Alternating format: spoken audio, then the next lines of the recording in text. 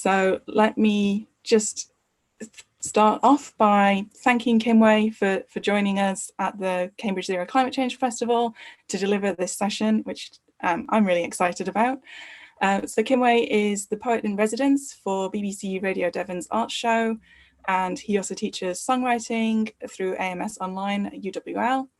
And he lives in Exeter, where he serves as Grand Bard, currently in his second year of a 7-year laureateship. And he's performed poems for BBC Radio 4, Exeter Poetry Festival, and judged the Exeter Poetry Slam.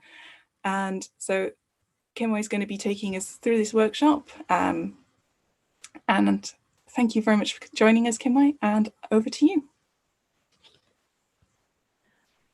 Thank you very much, Hannah, and thank you to Cambridge Zero Climate Change Festival for having me. So welcome everyone. It's going to be a little bit strange for me because I know some of you, but I know I can't refer to you because we're doing this YouTube live streaming and it's just my camera that's going to stream, just so all of you know that. Welcome. I'm really excited about this session because it gives us all a chance to really connect not only with issues surrounding climate change and what humans are currently doing to the planet, but to do it in the context of solutions and also to do it together. And that's really wonderful. And I am hoping that there's a mixture of people who are writers and people who have come more from the science background, but maybe haven't written before. So please, as many of you as you can, so that I can see you. It would be lovely if you'd go on camera, switch your camera on so that we can kind of have a cool conversation and share work as we go on, and your camera feed's not going to be streamed.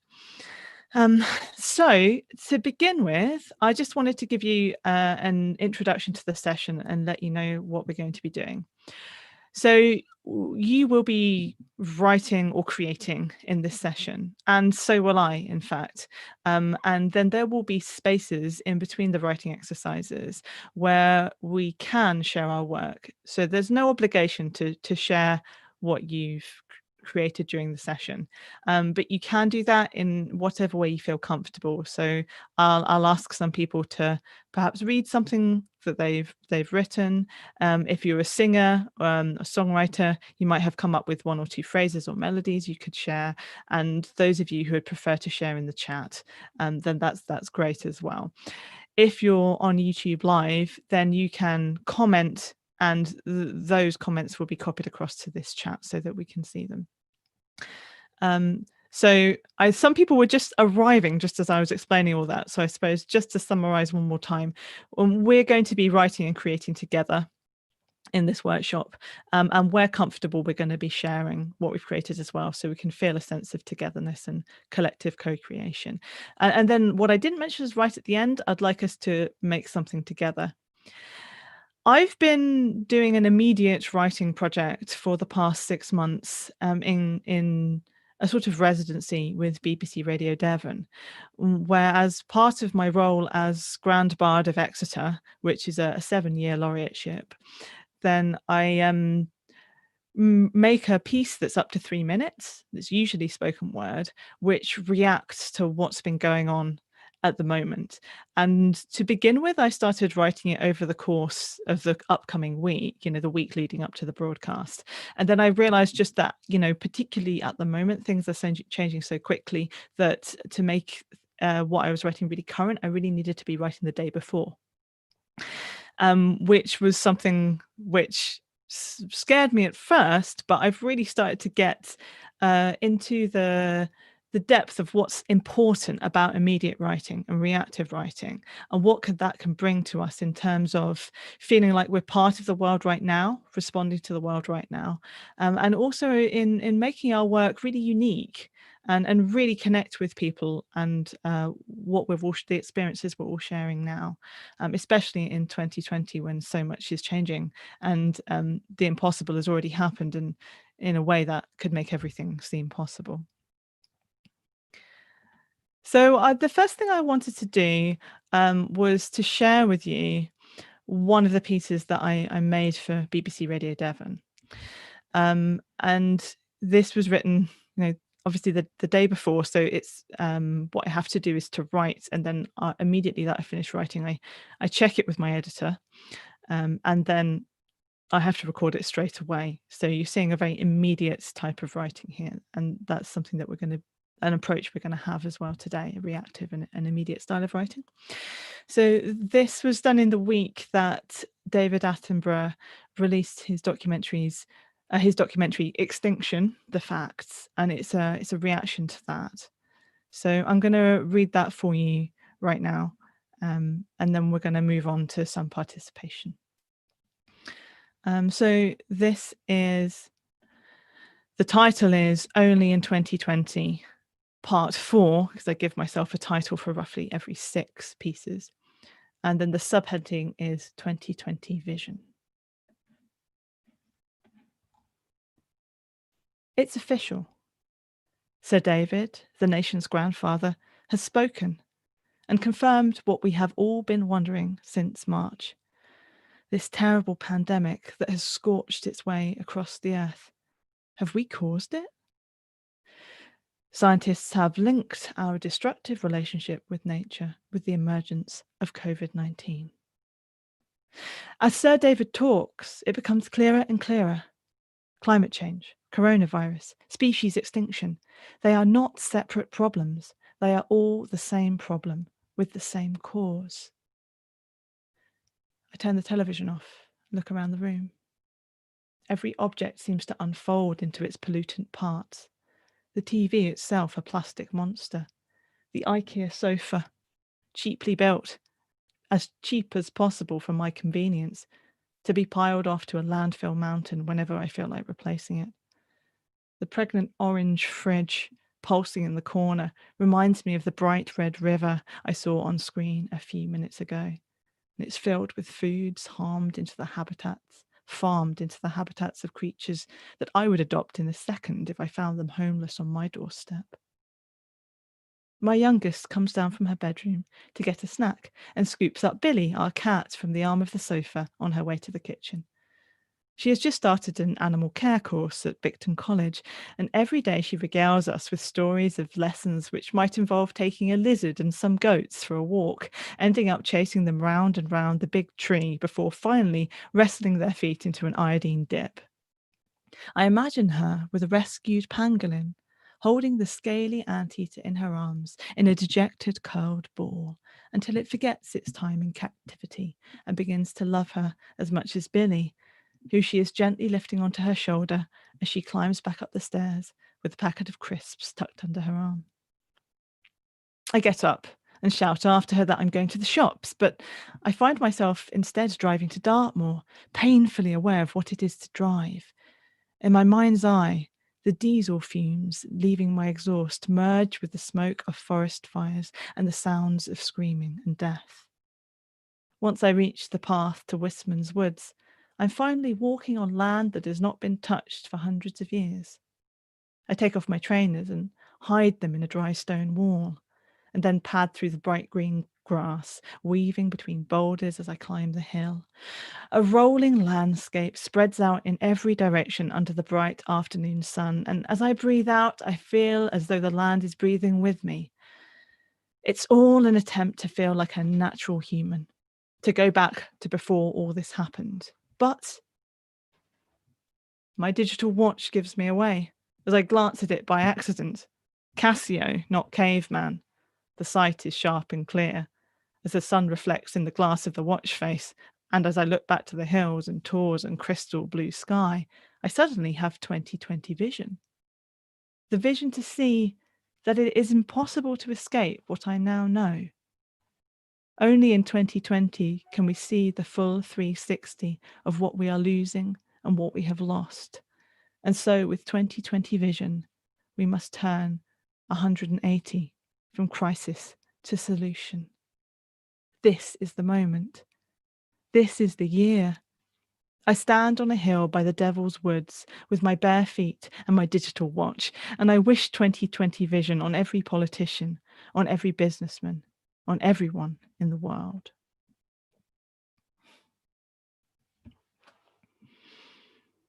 Oh, thank you. Thanks ever so much. Right, so let's look at our first exercise that we're going to do together. So what we're going to look at for the earlier part of this workshop is we're going to look at something which songwriters are very familiar with, which is called object writing or sense-bound writing or sensory writing. I think the reason that songwriters are so familiar with this is because Pat Patterson, who's a famous songwriting tutor, has this website called objectwriting.com, which provides prompts every single day for people to have a go at their daily practice of sense-bound writing. I'll just put that in the chat if you're interested, and also has a forum where you can share what you write. And the idea of sense-bound writing is simply this. I'm going to put these sort of prompts. They're not. Yeah, that's probably the right word. These prompts in the chat. The idea is that when we engage with the world, naturally we engage through our senses. And so therefore, what we need to do when we're writing to create a really great picture, in a really great experience for the reader and share with them what we're feeling, is to speak to them in terms of the senses. So if you've got a document open that you're going to write onto, or you've got a pad and paper handy, write the following at the top of the page, just in a line at the top of the page. Taste, touch, sight, sound,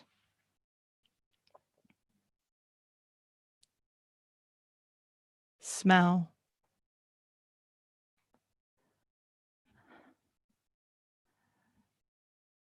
and I think that's a mistake in the chat. I think that's meant to be body motion rather than body common motion, body motion. So sort of the body sense, what you're feeling in your bodies in terms of movement.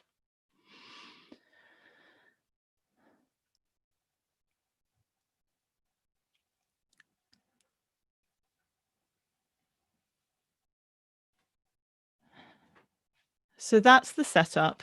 You've got that at the top of the page. What's then going to happen is that I'll give you a prompt word. In objectwriting.com, it's very strictly an object, but we're not going to work with objects today. But I give you a prompt, and then you're just going to write for a few minutes. I'll set a timer for 5 minutes, and I'll do it as well. And you write anything that comes to mind that's under the categories of taste, touch, sight, sound, smell, body motion.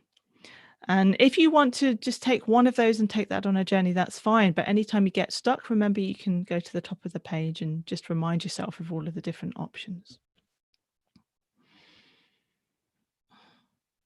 Now, I'm also aware that for some of you, I'm not giving you the prompt just yet because I just want to share one more thing with you. I'm aware that some of you may not respond so well to purely word prompt. So I've got a Dropbox folder right here that you can click on. And there you'll see a few folders. They'll say exercise 1, exercise 2, and main exercise. And in there, you're going to see some images that go along with the word prompt. So don't click on exercise 2. But if you want to, you can go ahead and click on exercise 1. And I'm going to give you the prompt as we start the timer, so you don't have any time to sort of think too hard about what you're going to write. The last thing that I'm going to tell you is that please don't cross out, or if you're on a laptop or typing, don't delete. We're looking for a brainstorm process where you just keep on writing forward. So you're not going to stop and consider what you've just written, but just keep going forwards. And then the last thing is, if you are someone who is oral, you can always, rather than writing, just open up a record function on your phone and just speak, because no one can hear you right here. So you can just speak for a few minutes instead of writing, if that's what you prefer. Okay, so I'm about to give you this prompt, And then you're going to do your writing or speaking for the next 5 minutes. Has anybody got any questions for me about how this works before we start?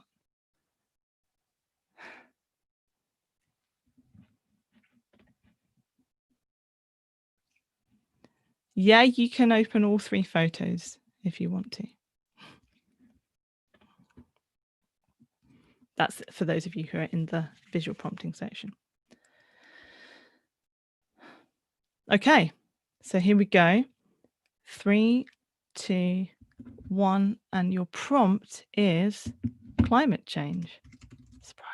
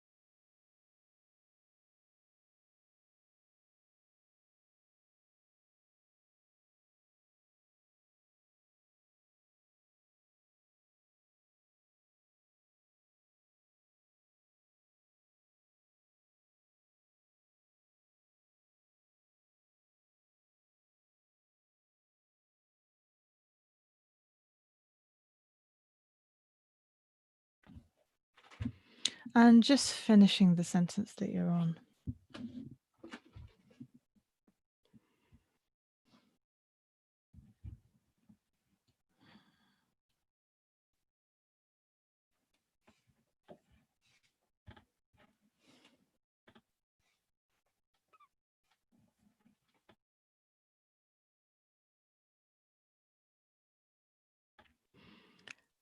Lovely. Someone's written sentences. finish the word you're on. Put a full stop. Just where you are.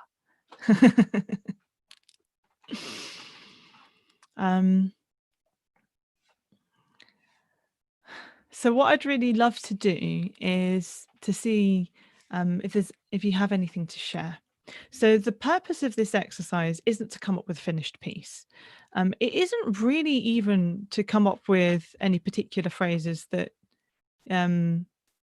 you would definitely use. The purpose of sensory writing is more just to engage with your observational abilities and to engage with the world in that way. And you may find that, that something comes of this process, or something comes of some of the sentences that you've written or spoken. But what would be great is, did you have any particular reoccurring words or particular phrases that you found that you wrote that you would love to share? And I'd be interested to see if we get any sort of themes within the group as well. So remember, if you speak, you're not going to be on camera on the live feed, but you can speak and use your first name if you wish to. So has anyone got a sentence or phrase or theme that they wanted to share? Janet, go ahead. Yes, just 3 words. Tomorrow starts today. Tomorrow starts today. Lovely. It just came up several times. Yeah, that's a lovely phrase. So let me go. I'll go next, and then I'll go to the next person. So let's see. The carbon in my cells feels dark. I am part of the problem, moving sluggishly through the world.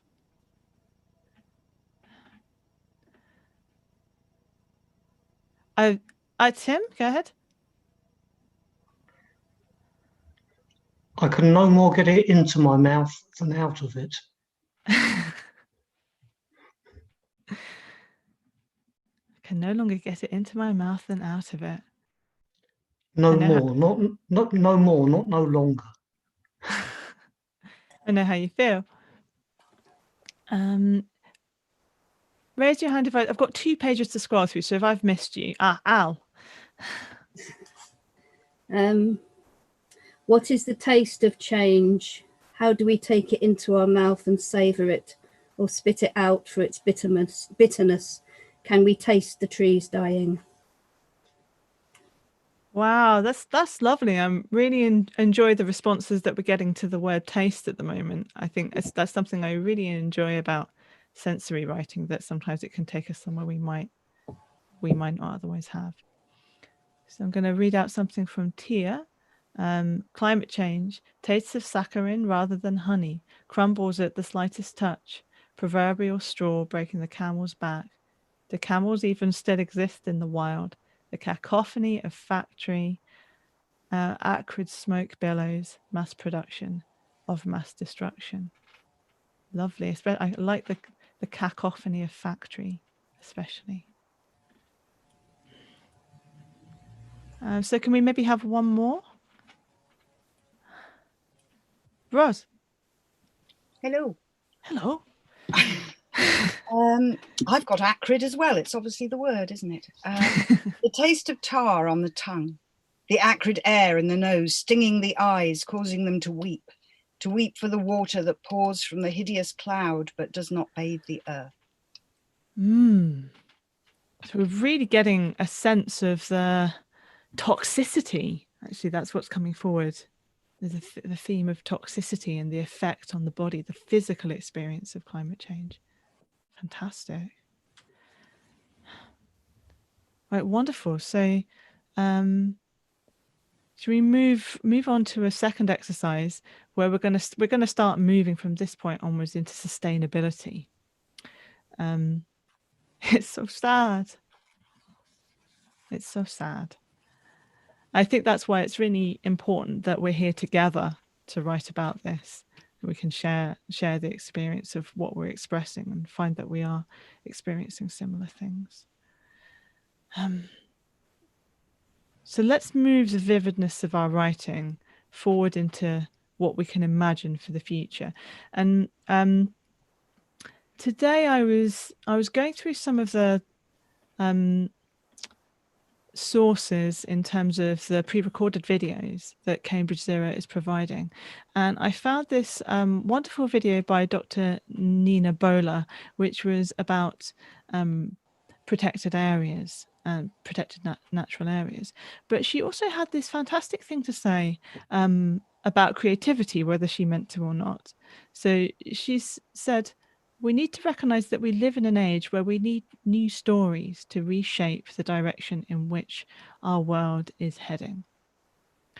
Whether they are stories about restoration and protection of forests and wetlands by absorbing and storing carbon, or creating green roofs and walls and planting trees in cities to moderate the impacts of heat waves. Nature can provide an affordable solution. And with that, I guess I want to just say that we are nature and we are making those stories. I think she's also speaking about stories in terms of examples of conservation projects, and we'll look at some of those towards the second half. But in terms of us as creatives, a story is an idea, particularly a future story, really can change what we do next. So that's what our business is right now in this session. So I'd like to ask us to do another sensory writing exercise together. And I'm going to share with you one of the visual prompts for this. And yeah, I'm going to do that.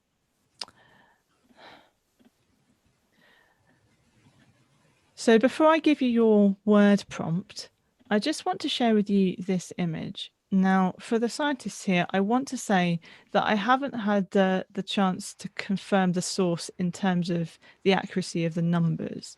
But what I liked about this source is that it's showing us the different areas that are contributing to climate change. And each area that's contributing is, of course, an area that needs to and must change.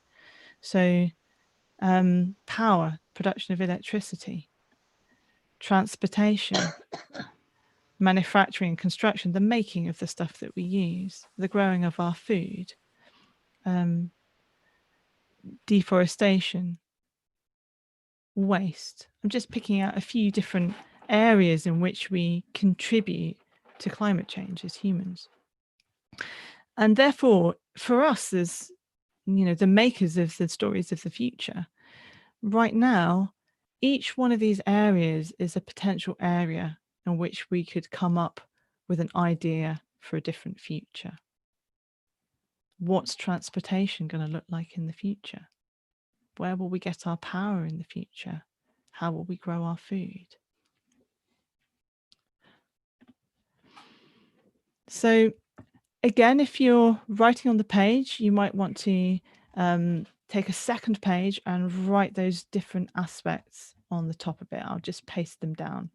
So taste, touch, sight, sound, smell, body motion. I'm just going to paste that down into the chat at the bottom again.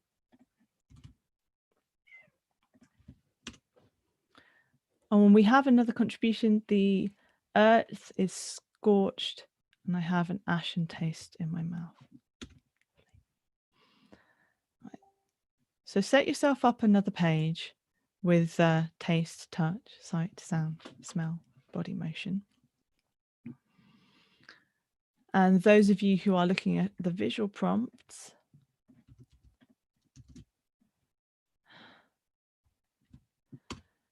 here's the folder, and have a look at the prompts for exercise 2. One of them I've already shown you, and the other two are considering aspects that could affect our future as well.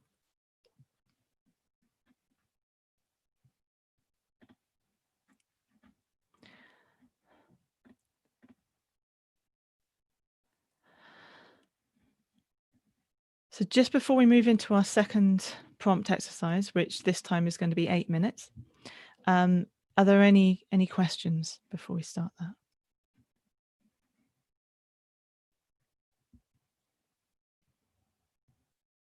Okay, lovely. So your second prompt for an 8-minute sensory writing exercise is the future.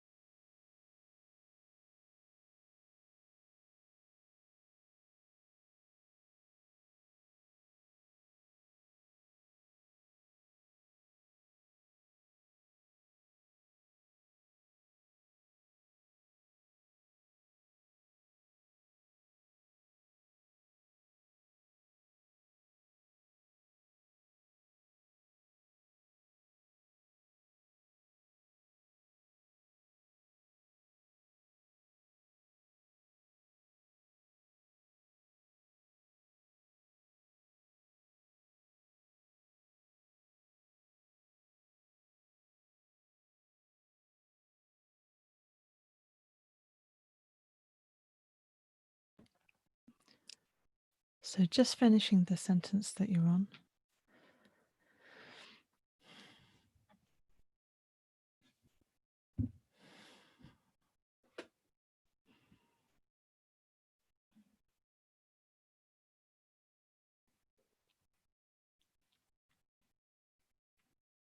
And welcome back.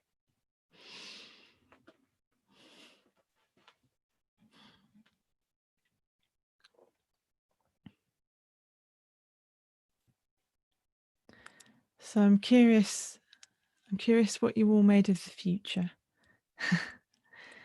And I'm keen to find out. So yeah, does anyone have a theme, phrase or sentence they'd like to share?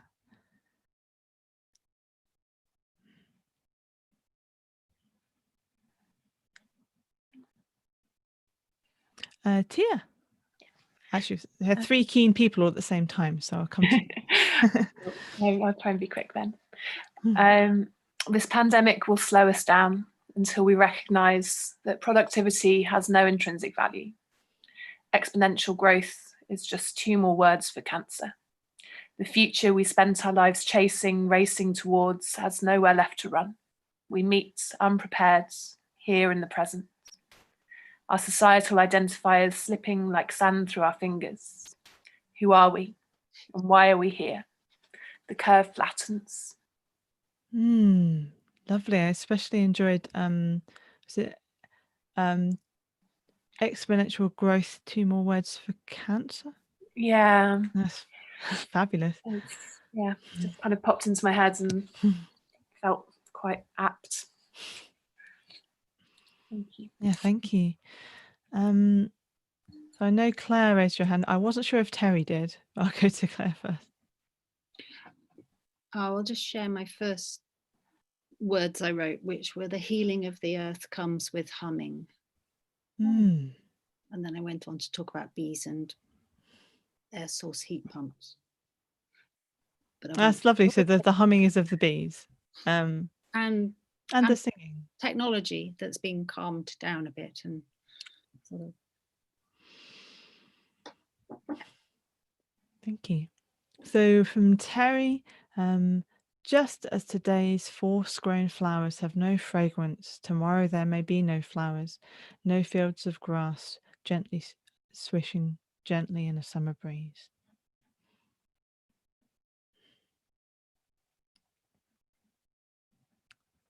Thank you, Terry. Emily.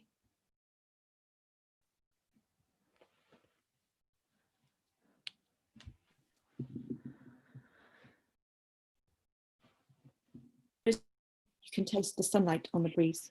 The forests yawn lazily as they wake from their slumber, as they're brought back to the lips of humans, nursed to life, the chains of capitalism and greed removed from their bowels so they can rise freely once more. Thank you. I'm getting a real sense of gentleness as you described the healing of the earth. Like there's a sense of the force with which it's been destroyed and the gentle coaxing with which it must be restored, and the difference between the two.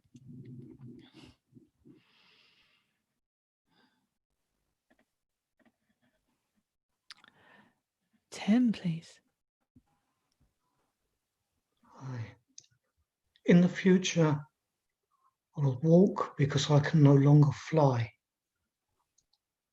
The rhythms of nature will reclaim the drone of what once passed for civilization, and people will gather again around fires.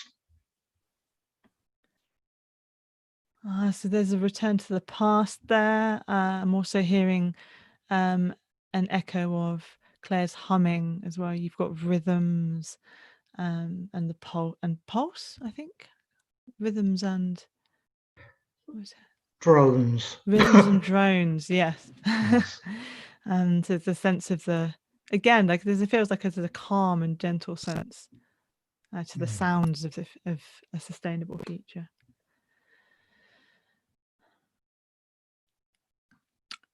If there's one more, that's great. If there isn't, that's okay too. We've got one final piece to move on to. Ross. Ever keen. As we have taken over the earth, let us help her to overtake us once more. Let plants creep over our concrete and our glass. Let the roofs rumble with the bees' approval. Let crops grow around the trees, and let the trees march across our land as they used to, when stories were told of their strength and their wisdom, and when stories were told beneath their spreading arms. Wow. That feels like a piece in itself. I was just picking up on what you were saying about stories, in your introduction to that bit. Yeah, it sounds very mythical. The story of when the earth takes us over. So thank you so much for all of your sharings and contributions. I would like to move on to our final exercise of the evening, which is a longer one. So it's a 15-minute, and it's very specific in that you're going to get more than one prompt for this, and you'll get that as we go along. So I'm just, I'll let you in on that in a minute. I'm just going to introduce, some of the aspects of it.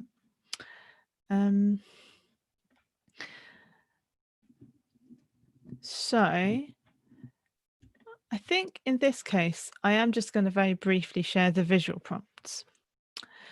And the thing about these is I'm just going to share them with you, but those of you who are more visual might want to keep them open on your computer during the exercise, whereas those of you who are not, you don't need to do that. But I'll just express a few things that I learned today from looking at the videos that this festival had provided on programs that are providing solutions. So let's see, it won't let me share them all at once. Let's just try a couple of them. There we go.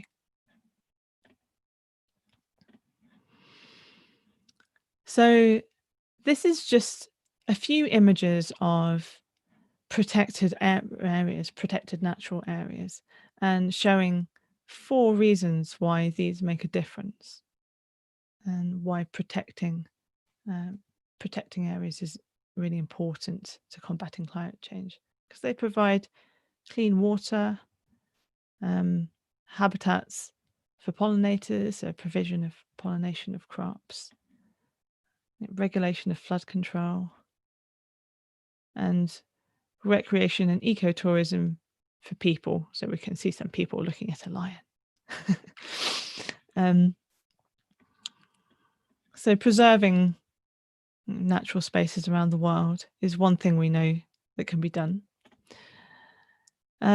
Here's a screenshot that's from a presentation which is about urban forests. And the idea is that any tree in a city is part of an urban forest.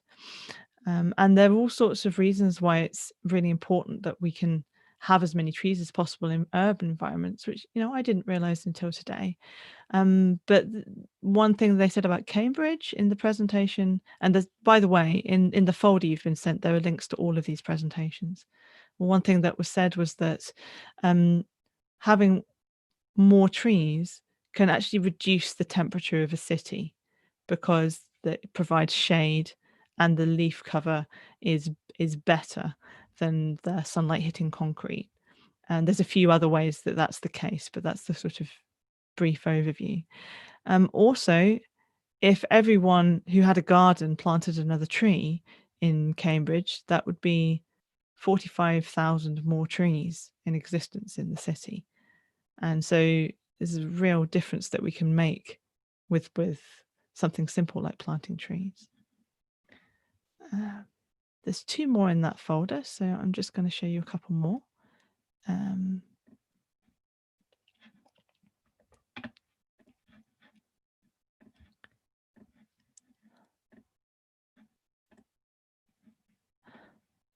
There we go. So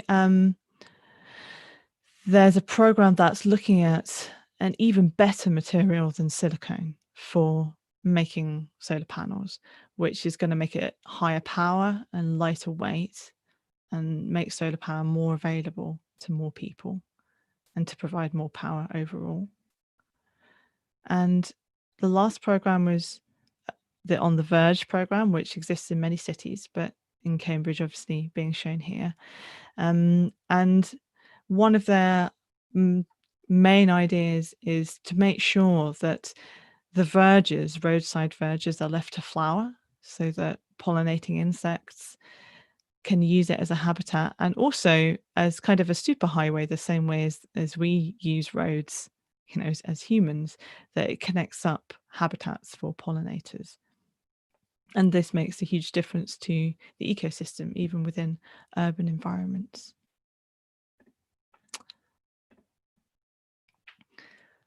So as we go into our final writing exercise with prompts, I just wanted to show you a few of those possible solutions, a few of those different ones. And as you write, you might want to focus on one of them, or you might want to go completely freeform.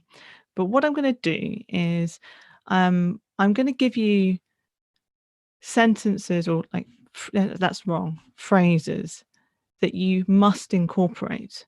So I'll give you a starting phrase, and then after 5 minutes, you'll get another phrase. And wherever you are, you must write that phrase down in your very next sentence. And then that will happen again after 10 minutes. You must write down the phrase. It will be a very flexible phrase. And it's the incorporating of those that's going to create just a little different turn of direction from what you might otherwise have written without the prompts. So any questions about this final writing exercise? Okay. So we're coming off of the sense-bound writing now. That's something which you might like to continue to do. You might continue to focus on senses as you write, but you don't need to write them at the top of the page. You don't need to make that your focus. Just write as whatever comes to your mind, whatever your response is to these prompts as they come. Okay. So hoping that you're all poised and ready, and ready for your first prompt for the next 5 minutes.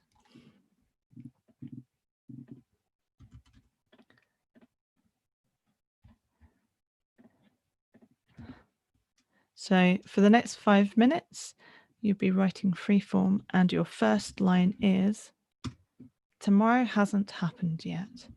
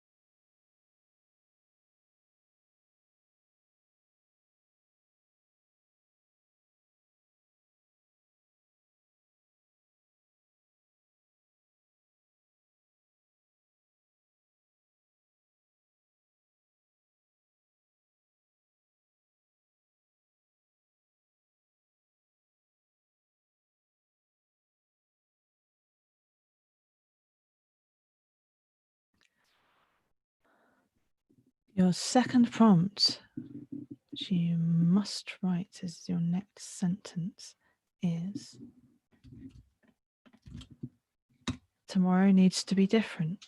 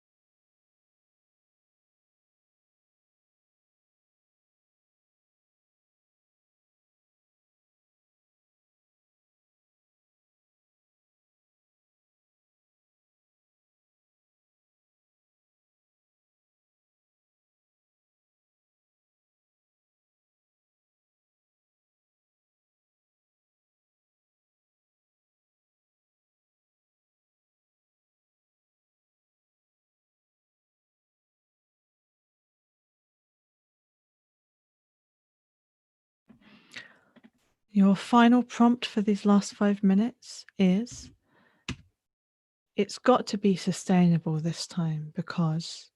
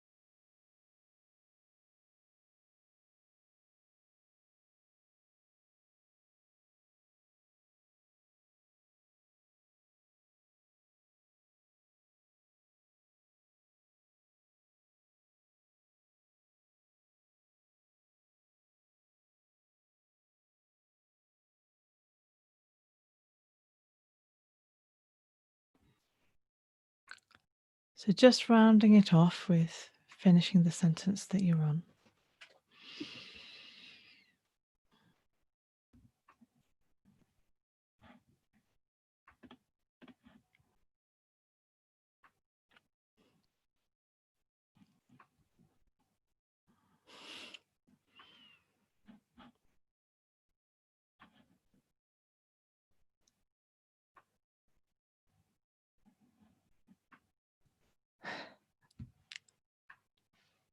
Nobody's looked up, so I can see I'm interrupting you all.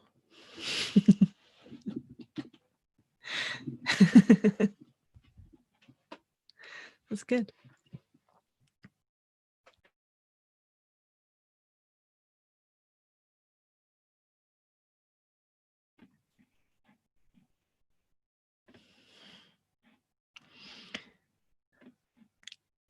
So thank you for being so focused. I was able to feel that across the distance, and we're all together, really focusing.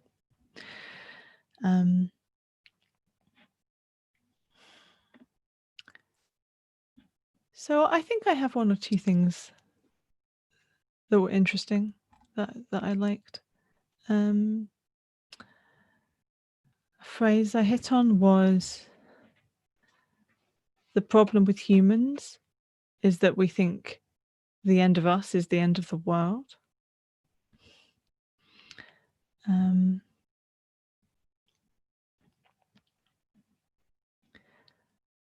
Tomorrow needs to be different in every single way, being together by the light of the sun, turning to each other instead of away, pressing ourselves into the palm of the earth, imprinting, footprinting, free falling, hoping and then doing, jumping and never landing, landing and then digging deep, planting and then nurturing, always with the gentleness of the sun, coaxing growth, letting a smile grow, letting warmth creep across the landscape at dawn, letting her light the way, letting us learn and live.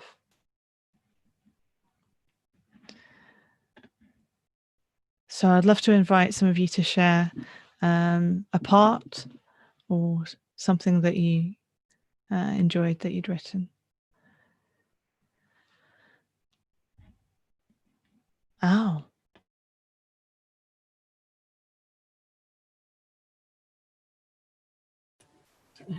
Remember to unmute.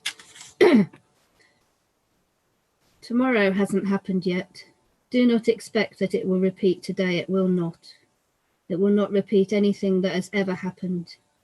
You may hear the same words coming from the same mouths as you did today. But wait, stop, sense. Underneath there is a difference. Underneath something has changed.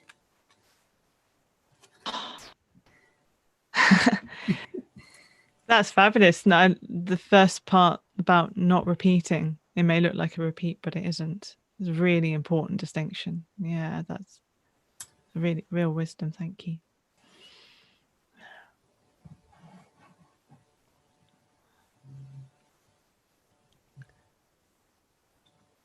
Have we any more brave creatives who'd raise a hand? Because you're all looking through what you've written, like, oh, what's that right there? What does that bit say? Terry.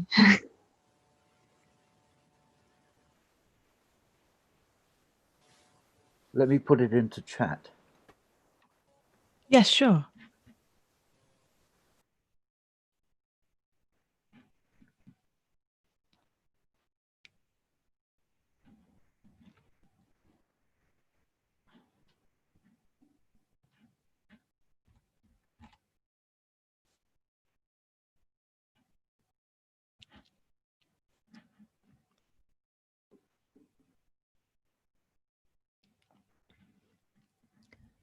Tomorrow hasn't happened yet, but come the dawn, our future will unfold for better or worse. So what is it to be? Do we have control over what is yet to come, even though it may be only hours away? Can we second guess fate and move today to arrest it? Unlikely. Tomorrow needs to be different, but for whom and how different? Our fates are already different. It's what marks us out as individuals, and whilst we're capable of collective thought, those too will be different. We must think carefully about how different tomorrow needs to be. It may not suit all of us. Thank you, Terry. That feels very complete. It's like a sort of secular sermon.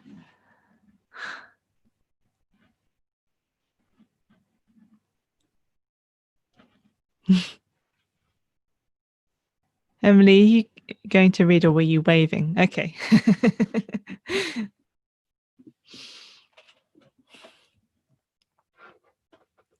I'd like to invite a couple more before we move into our sort of closing collective creation.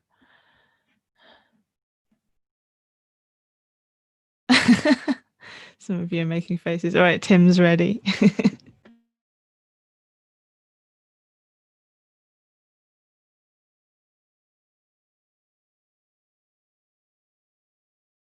But Tim is muted. Yes. Yeah, no, I am unmuted. That's better. Tomorrow needs to be different, but it's more likely to be the day after tomorrow, the day after something so cataclysmic happens that we have no choice, the day the earth decides for us. For now, it may help to explore future technologies, work out ways to live, but real implementation won't happen until there's a shift in consciousness, a smack to the head. I'm going to stop that there. Thank you, Tim. A smack to the head. Indeed. Good point. Okay. So Tia, Thank you. Are you raising your hand or are you like Sorry. So tomorrow hasn't happened yet, nor has the day after, overmorrow, even though I wrote them both in my calendar. You might say this is a little overzealous while still in the throes of 2020. Maybe. But I'm not ready to stop shaping my tomorrows, not ready to give up my childhood love of moulding clay. I'll shape a forest, tree by tree, sculpt another flower head for the bees. Tomorrow needs to be different. It's time to build these models to scale, till the earth, plant the seeds, peel back the concrete so that the soil can breathe. Yeah, I haven't finished the rest of it. I thought you had fantastic imagery and you had all these I will mold a flower or something like that. There was a kind of all these individual actions, you could see them building up and building up. Sculpt another flower head for the bee. Sculpt another flower head. Thank you. Thank you.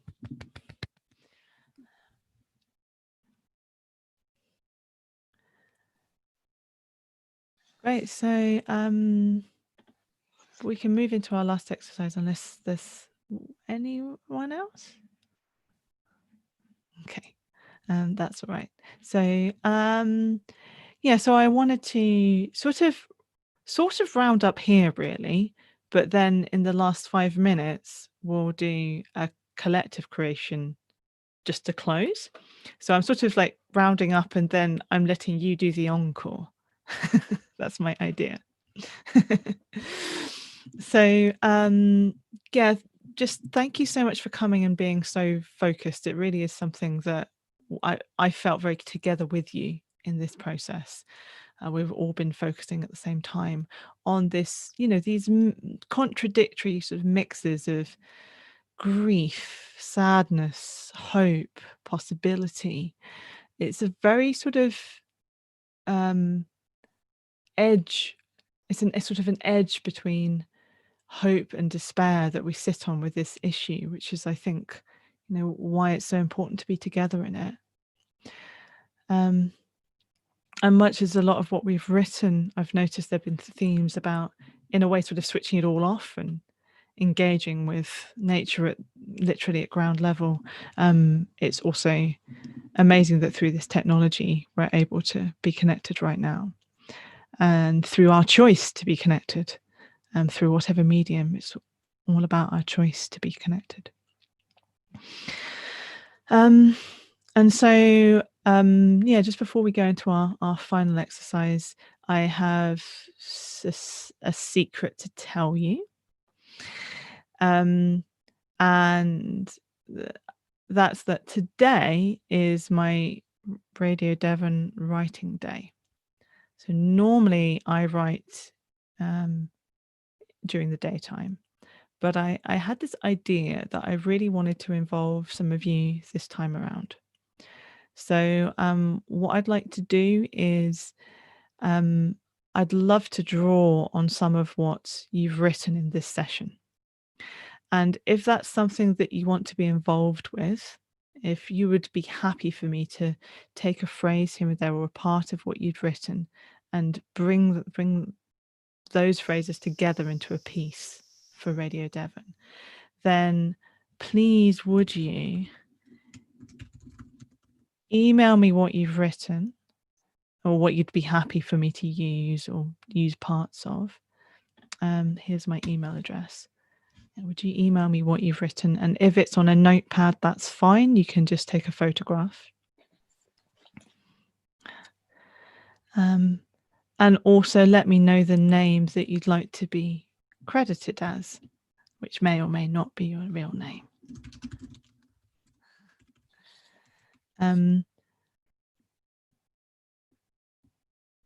So I'll credit people whose sentences or themes that I've used. When it goes out onto my website, I don't know whether Radio Devon will have the time to mention all names. So I'll provide the credit for that.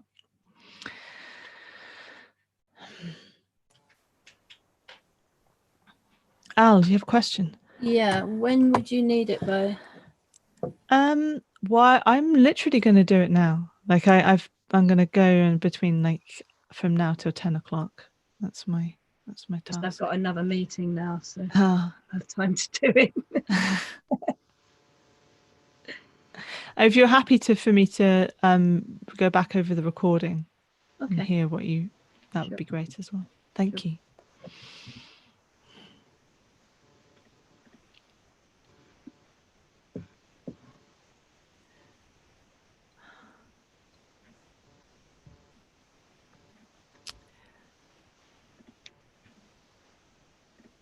Right, so finally, I wanted us to create something collectively. As you may know, I'm the Grand Bard of Exeter. We do also have other types of Bard and other types of Bard of Exeter. But I'm the Grand Bard of Exeter, and this year I attended a national Bardic circle, and it was run by Kevin Manwaring. And one of the things we did in that circle, which I thought we could try tonight, is we made a poem spontaneously together, line by line. So the way that this works is, I'll start, I'll give the first line.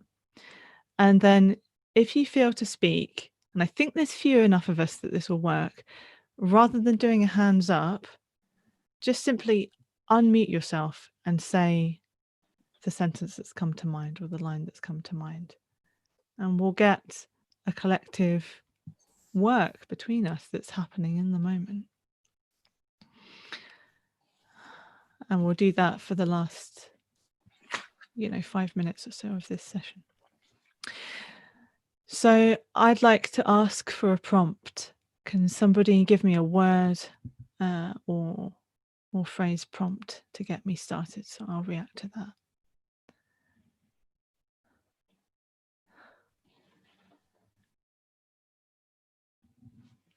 Dark sky. The days are getting shorter and darker, and the possibility of light becomes that which we cling to.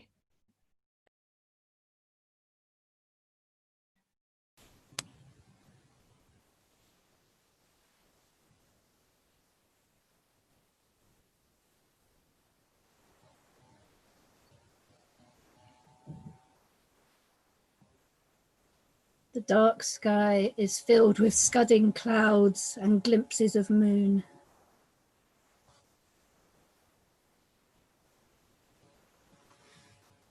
We cling to a rock of our own making, the wind and waves shaking and trembling us.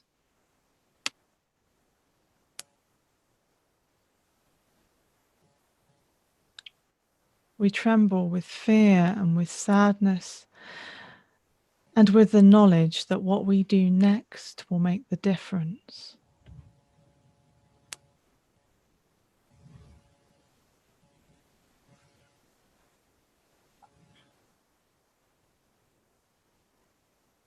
The witches hover in the skies around us, willing us to make the choices that they know we can.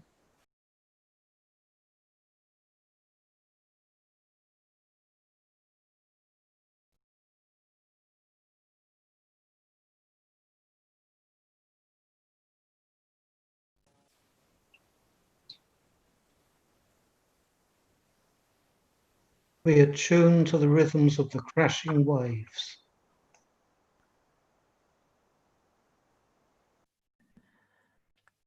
We attune to the sounds of the witches, to the rhythms, to the froth of the white water.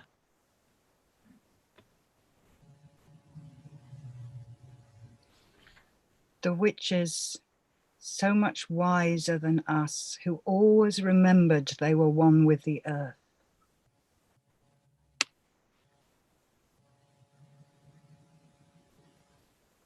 But for such awareness, they were.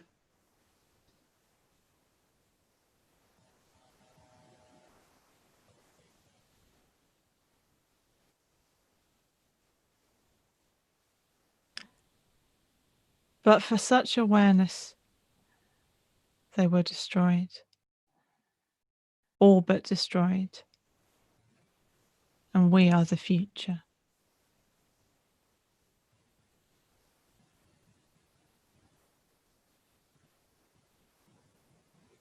But what's the difference? Which is which? In the absence of daylight, we pick out shades of monochrome.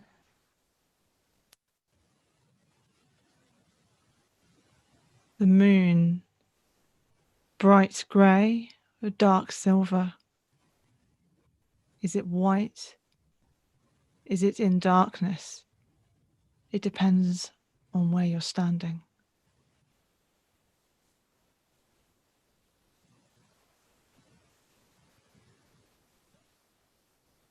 The whispers of the witches directly into our ears. The whispers Does of the sound come out? the whispers of the witches come directly into our ears. Does the sound drown out?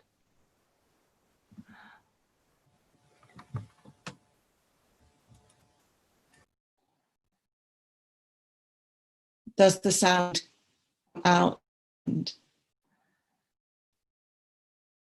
Or is it received on it?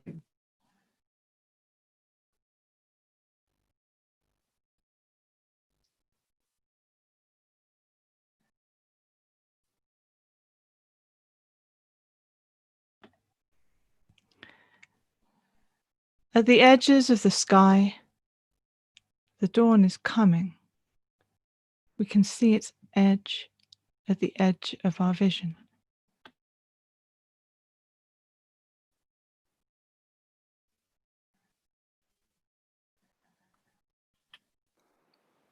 But the place where we stand today may not be there to stand tomorrow.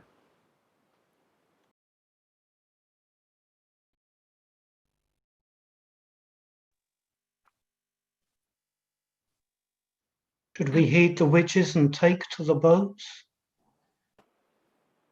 We open our hearts to the light.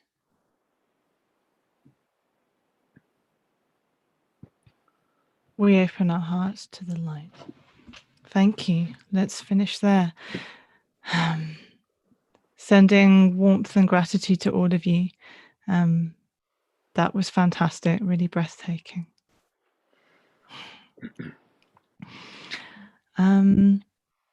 So here we finish. Thank you again to Cambridge Zero for having us. Reminding you again that in the chat window was my email address if you want to send me anything that's come from today. And Emily's asking when will we be on the radio? So I mean, the actual answer is that I don't know, because normally it is tomorrow, but I've just learned there isn't a show tomorrow, so it might be the week after. But in any case, I think there'll be something wonderful that comes from tonight and has already come from tonight. So how to use this work? I suppose that's something I'm going to run slightly over time just to express this. So for those of you who haven't done a writing workshop before, you may be curious as how to use what you've written. So one option is you don't, it's a practice. And it can be a practice in itself, as we learn to see the world around us, feel it through our senses, express it. That in itself can be a practice. If you would like to use the work, then I would see each of the things that you've created today as starting points to work from. The sensory writing particularly, I find that often a single phrase from a sensory writing exercise, coming back to it can be the start of a whole piece, because I think that when we write without plot and without outcome in mind, then sometimes we find what it is we truly want to express. So you may go back over your object writing from today, your sense writing, and find starting points for other things that you want to express. That's everything from me. Are there any other questions before we close? Okay, wonderful. So I will, if Hannah's truly still there, can I invite you back to close the session down? Thank you, Kenway. Thank you as well, everyone. It's been a real pleasure to sit and listen to your creativity, and there's been so many ideas and phrases that will stay with me, and I hope with all of you, from this session, and just thinking really differently about how we can respond to climate change and our feelings around it, which probably for me, working in the science and research typically, is something we don't have the time to step back and think about. So I've really enjoyed being a part of this.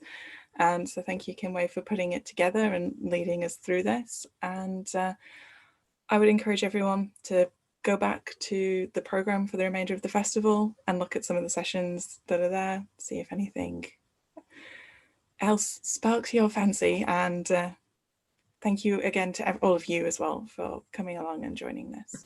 And yeah, with that, take care, everyone.